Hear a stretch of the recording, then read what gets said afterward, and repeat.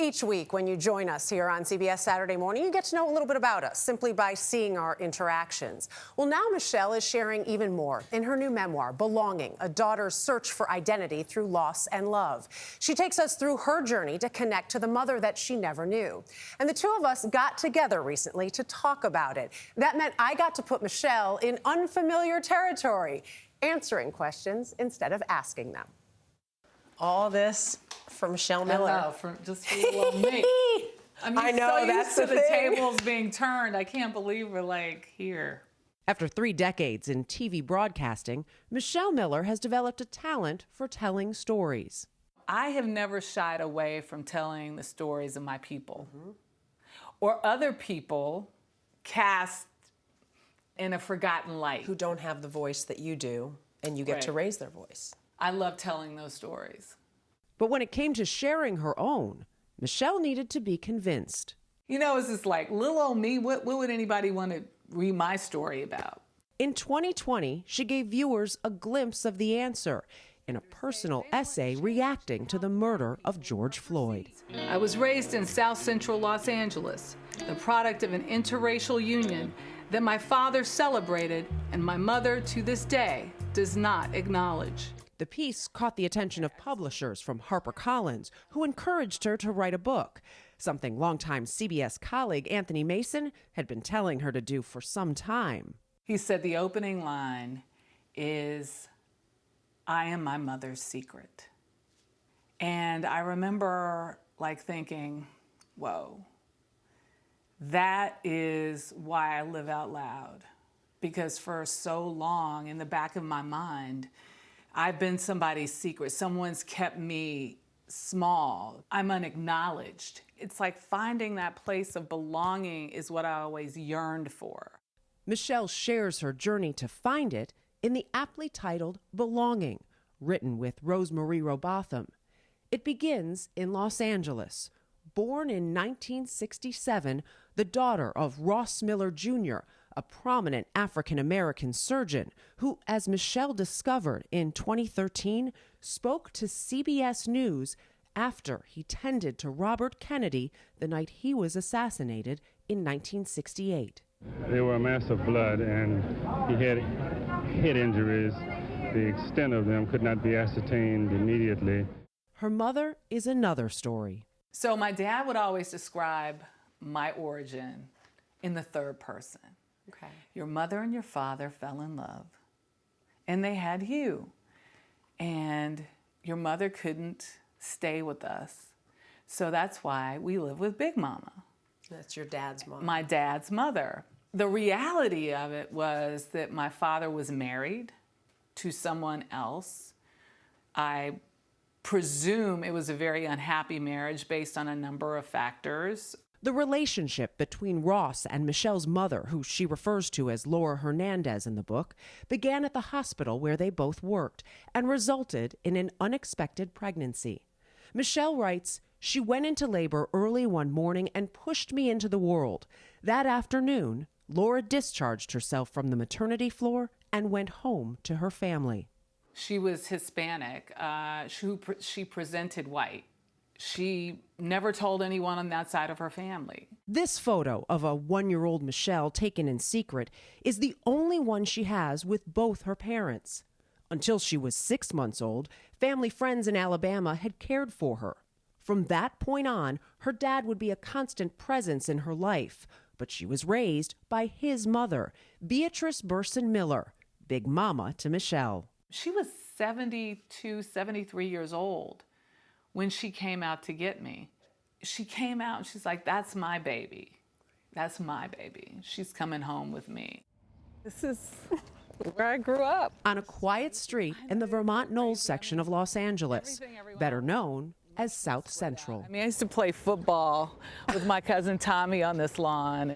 And I just think about my neighbors, my neighborhood playmate Lois. Yeah. Lois, the Tolsons, the Ponders, Mrs. Holmes, Mr. and Mrs. Holmes, who used to take me to school. You know my son Starling, remember? Oh, Starling, yes, how's he doing? You looking good, girl. Even after all these years, there's at least one neighbor still there, Sterling Jones, a retired LAPD officer. What do you remember about Michelle as a kid? Do you remember She much? was a real disciplined young lady because her dad didn't take no BS. Oh, what happened, Michelle? What's happened? I'm just kidding. As a child growing up here, Michelle says she struggled with her mixed race identity and features. Most of the kids I went to school with at that time were brown skin. And I was here, this light-skinned, kind of wavy-haired kid. And I was like, I just looked at my skin and I said, why couldn't you just be one or the other? Why do you have to be in between? Her first sense of belonging came at Pacific Palisades High School, where she and other kids of color were bused, and after graduation, attending Howard University. She'd returned to Los Angeles to pursue a career in TV journalism. During the riots, following the acquittal of the officers involved in the Rodney King beating, Michelle was working as a reporter for the Orange County News Channel and living at the epicenter. She recalled a moment of hope amid the chaos. I was coming home from church, and I rounded the corner, and I see all of these white cops chasing all of these black boys in the neighborhood. And when I pulled up, I realized they were playing a game of pickup basketball. Can you imagine, like, that happening here on our block? Her local news career would eventually take Michelle to New Orleans, All the best students, how you doing? where she would also meet the man she'd start her own family with. This is our wedding day.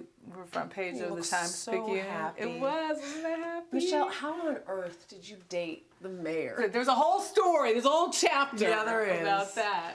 There's my Your dad. dad's so handsome. Yeah. And then my lovely children. Mason. My boy Mason. Not your baby anymore. He's not, look at him.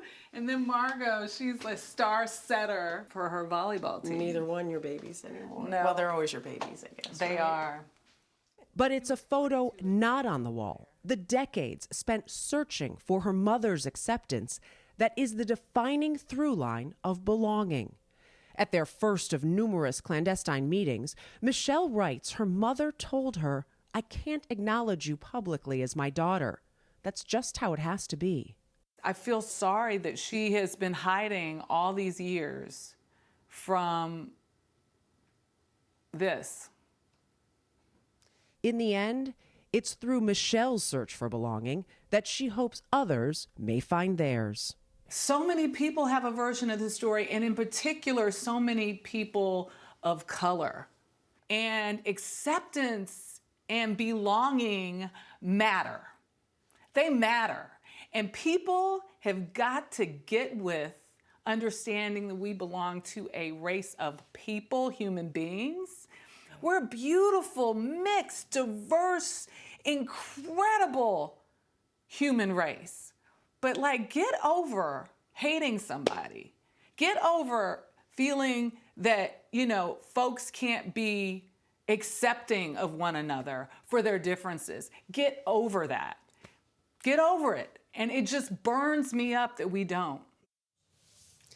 Michelle, you show such vulnerability in this book in the way you share your story. And I think one of the things that stood out to me is what you did not have as a child is what you shared with so many. I want to put a picture up here because there's one person we did not get to show when we were looking at these family photos, or just one. Kemma, of course, your stepdaughter. You are a mother to so many, and this is your family now. You've mothered the way you maybe weren't by a mother, but so many other women brought that to your life. Beautiful memoir. It's out on Tuesday. Beautiful Beautiful job, Dave. guys. Thank you. We'll be right back. Welcome back. Sorry. There's so much to say. What I was trying to say is, I'm sorry. You had so many women in your life, and Michelle, you maybe did not have your birth mother there, but my God, you're an incredible mother to so many. And in this book, we see so much about you, and I do think people can relate in so many different ways to that story. I mean, get over it is what, because I think also it's something that other people can look at who are not in the exact same situation as you, but somewhat you talk about this, and they can say, I'm not alone. They aren't. Yeah. They aren't alone. And if there's one reason why I wrote this book, folks ask me, was it therapy for you? I don't know if it was great therapy for me. I'm sure it was. I still don't feel that. But what I do know is I wanted it to be a primer, a template a moment for someone else to say just what you did. I'm not alone. And I shouldn't be discouraged by my origin story or what has happened to me. I'm going to live my life, and I'm going to create a life that I want. Good for you. Yeah. And good for you for doing this. And I want you both to know the books are yours, and I Yes, have to sign them. I have my copy But can now. I tell you, this is a place of belonging for me, and I'm so grateful to it. Everyone here knows I love our space, our place. I love CBS News, and I'm so grateful for this family we have. We do, but you also have created, I think maybe that's what I was trying to say, you've created a sense of belonging for so many as well, including here. Not for Jeff. We don't let him belong. Well, we're still going For the rest of us. We're still going to call you out when needed, and you will do the same The for me. dish is next.